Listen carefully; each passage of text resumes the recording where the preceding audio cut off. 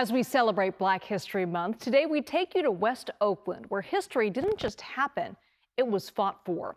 It's the birthplace of the Black Panther Party, founded in 1966. Today, that legacy lives on through an award-winning walking tour, honoring a movement that changed the nation.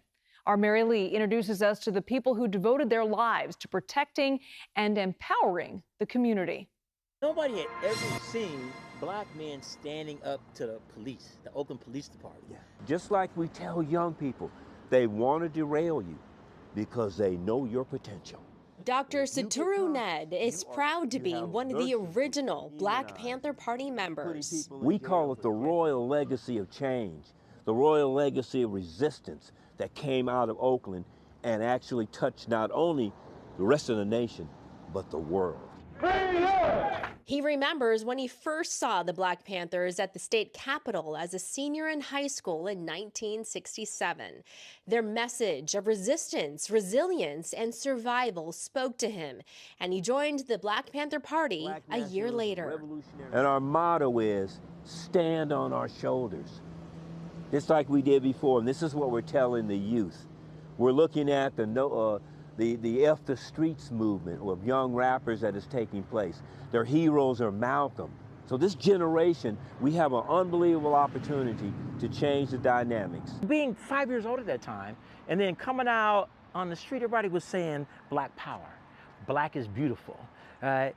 Black pride. Born and raised in Oakland, David Peters grew up inspired by the Black Panthers. This church was pastored by Father Earl Neal when he served as the spiritual advisor to the Black Panther Party at a time when the Panthers were searching for a place to meet because the Oakland Police Department was threatening the owners of their other meeting places to deprive the Panthers of a place to meet. David explained this church is where the Black Panther Party set up their very first free breakfast program for children in the community.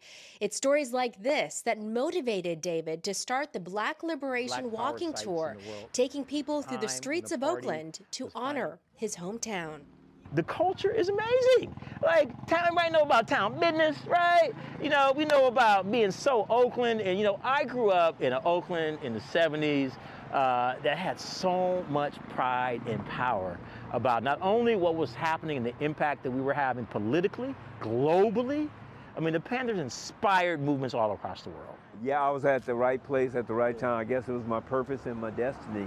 For Saturu, he hopes the next generation knows their power and their place, and a legacy of resistance born right here in West Oakland.